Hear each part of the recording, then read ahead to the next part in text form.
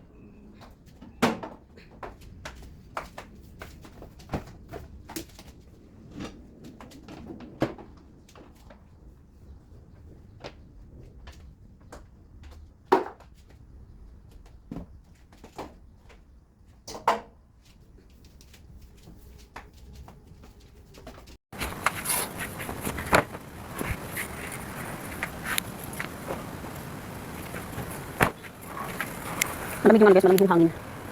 Malamig ang simoy ng hangin. Pasko na. Kumakanta na ng pangpaskong ano. Sana naman pag umulan hindi naman ganun kalakas kasi nakakawa yung mga ating mga kababayan na malapit sa ano, sa tubig.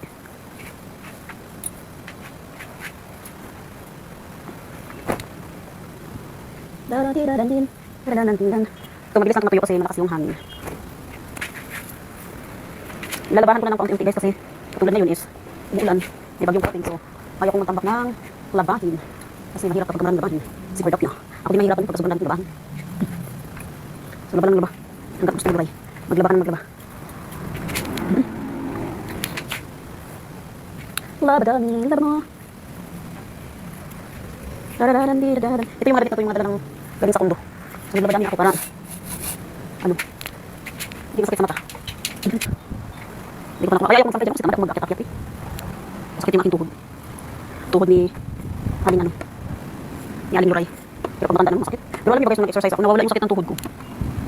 Nawawala siya tapos yung, dati kasi pag umupo ako, tapos pag tumayo ako, masakit yung aking bewang. Pero nung nag-exercise ako, nawawala siya guys. Pero dahil hindi na ako nakapag-exercise, balik na naman, sakit na naman yung aking tuhod. Pero sadyang sa aking katandaan na talaga. Kaya galing. Ang hangin lakas. So ito doon ko lang kasi baka mamaya pag ulan, pasok ko itong malabahan ko dun sa loob. Nung nakaraan gabi, naglaba ako guys. Pinasok ko sa loob kasi akala ko, ano, ulan. Kasi ganito din yan, nagugulat ako mahangin ba? So, pinasok ko lahat sa loob yung aking labahan. Magdamag lang siyang ulan. So, yun, pinalitan na lang natin. Galing pa rin ako. Perfect combination. Diba? Yung ganito ba? Akit ang ating kinakatawaran po. Ngayon, pag sinasipag ako, magplansya ako ngayon kasi kagabi nagplansya ako, dami ko pinalansa ko yung mga pantalon. Ay! So, yun, bye guys. The best and have a good night. Sunny side up ang pagkain ng oray ng almusal. Yung ating saging. Tapos ito yung sinasabi ko guys na ginawa ng laga ko na anong Korean rice. So, sabi ni ate ko yung Korean rice hindi mo pa kinain. Sabi ko hindi naman kasi ako mahilig yan guys. So hindi, wala akong choice kundi kainin ko na. Pero masarap naman ito siya guys. Sarap yung pagkaluto ng kalaga ko kasi maanghang kasi hindi ko masyadong mahilig man ako sa maanghang kasi parang iba yung ano. Basta yun na yun. Tapos yung ating sardinas, oh yun, yung ating sardinas, ayan. Tapos ipainit ko na din. Kasi nung linggo nagplansya ako, niluto yung kung ano, yung sabaw lang siya na may nilalagay ng mga anik-anik.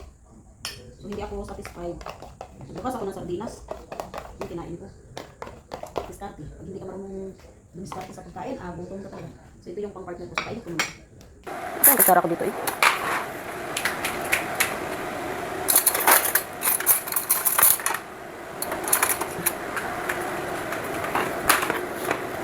Meron ako ditong, yung gatas to ng pamangkin ko, kaso hindi, wala na dito. So inubos ko na lang para hindi siya ma-expired yung gatas. Tapos pag nandito na lang yung pamangkin ko, pag bihiramin ko, bibili na lang ako ng panibago. Ito na tubig ko yan.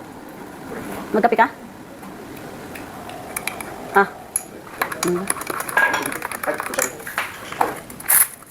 Yung anak ng boss ko, tinatawag na lang ako ng Inday nito eh.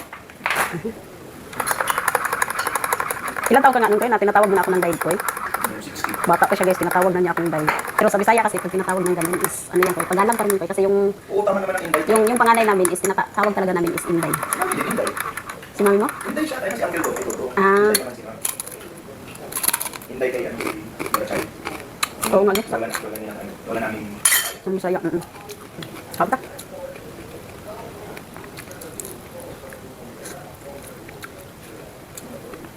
Saging din ako. Saging namin ang bilas na hinog.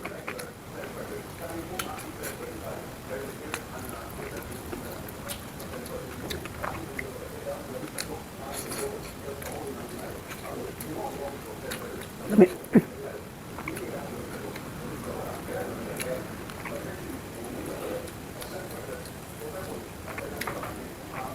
Yung alaga ko habang nagluluto dito, meron siyang nilalagay ng seaweed. So hindi talaga ako nakatikim guys ng seaweed talaga na ano, yung bibili. Ang sarap niya guys, nakailang ano ako, naka 5 ata. Ang daming ganyan ng boss ko dito ganun. Hindi ko pinapansin. So dahil ngayon alam mo na, baka ako makaubos dyan. Baka magbawas ako dyan ng ano, pag kakain ako.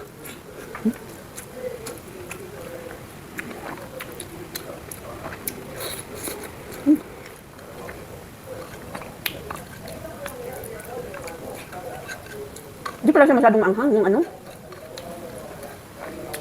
Yung ginawa ng alaga ko kasi nakita ko kasi nilagyan niya ng ano. Ng sriracha. Diba yun? Sriracha? Ganun.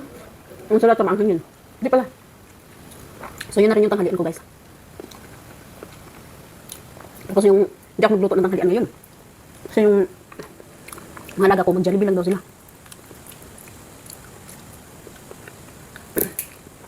So maglaba ako ng mga ano, ng mga kurtina na ano. Yung galing sa kundo. Ibabag ko muna kasi ano.